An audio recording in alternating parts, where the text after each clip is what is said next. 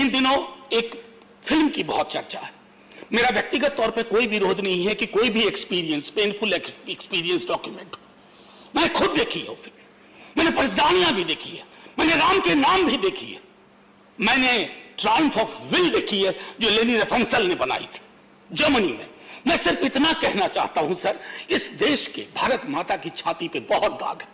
47 का तमस डॉक्यूमेंट करता है सर, उसके बाद 83 में नल्ली होता है, 84 में सिखों के साथ होता है, 2002 में गुजरात होता है सर। ये सारे दाग हैं कश्मीरी पंडितों के दाग के साथ साथ, ये सारे दाग, ये घाव, ये हमें रिकंसिलिएशन से भरने होंगे।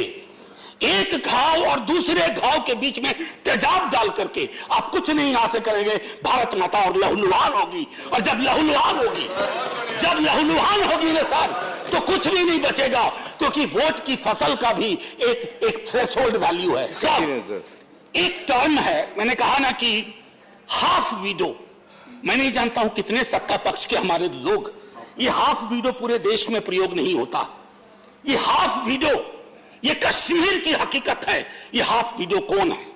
APDP, association of parents of disappeared persons.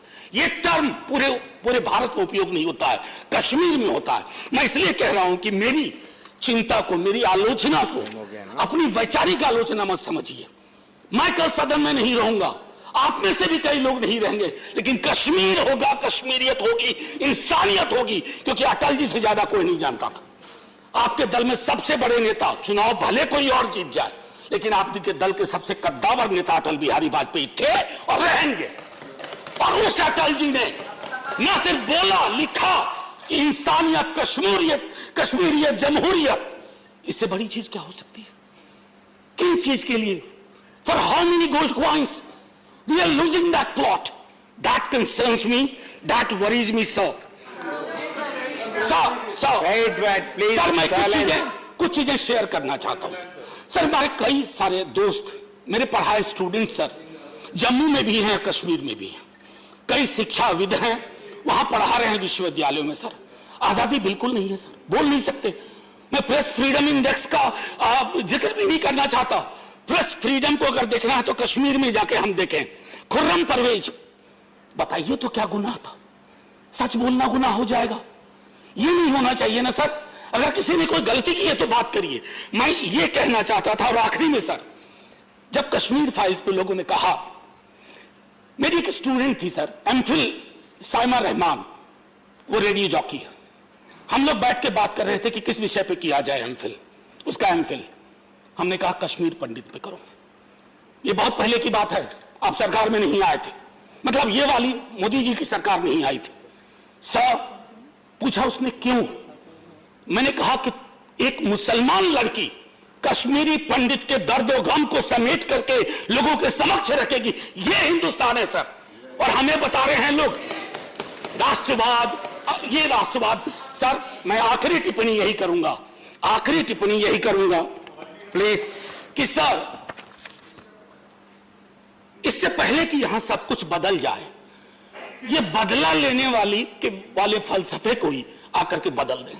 47 से लेकर अब तक जब कश्मीर का इतिहास देखता हूं, दिक्कतें आपके समय नहीं, ऐसा कि नहीं, पहले भी थी, बहुत दिक्कतें थी सर। कश्मीर में एक मेन स्ट्रीम हुआ करता था, मेन स्ट्रीम 370, मैंने कहा ना इतिहास मूल्यांकन करेगा, लेकिन उस मेन स्ट्रीम का जिबा कर दिया गया, कत्ल हो गया। वो मेन स्ट्रीम नहीं एग्जिस्ट करता है। आपको भी दिक्कतें इसलिए आ रही हैं कि पहले आपने मेन स्ट्रीम को डिलेजिटिमाइज किया, फिर उसका कत्ल कर दिया, और आज परिस्थिति यह है। मैं आपको बताऊं, इस किताब का मैंने पहले भी जिक्र किया था। एक सिपाही कहता है कश्मीर का कि एक मिनट, वो कहता है और बहुत पीड़ा से कहता है, वो कहता है कि हाँ, हम ना तो अपनों के हो सके और ना ही हम पर भारत के उच्च अधिकारियों को भरोसा। ये जो भरोसे का सूचकांक कश्मीर में खत्म हुआ, ये चिंता का विषय है। मैं नहीं समझता हूं कि आपके लिए चिंता का विषय नहीं होगा, लेकिन आपकी चिंता की लकीरें आपके माथे पर शिकन बन के नहीं घूम रही हैं, ये हमारे लिए चिंता का विषय है। प्रतिनिधित्व और लोकतंत्र के बारे में मेरे बहुत सारे मित्र हमारे अभी प्रोफेसर रामगोपाल जी ने खुद कहा। सर ये बहुत अजीब सा लगता है, पीड़ा देता है कि इस हाउस में इस वक्त कश्मीर का कोई नहीं है। ऐसा नहीं कि पहली बार ऐसा हुआ है। 90 के दशक में भी 6 वर्षों तक कोई प्रतिनिधित्व नहीं था। 90 के दशक बहुत डरावना दशक था, मैं उस पर बाद में आऊंगा। लेकिन ये मैं समझता हूं कि फौरी तौर पर सरकार को पहल करनी चाहिए। डिलिमिटेशन के बारे में जो मेरी आशंकाएं थी वो रामगोपाल जी ने व्यक्त कर दी है, मैं उसको दोहराऊंगा नहीं। कभी कभी मुझे लगता है कि क्या हमारी चिंता जम्मू कश्मीर के लिए है या उत्तर भारत में जम्मू कश्मीर की राजनीति से अपनी राजनीति तलाशी जा रही है।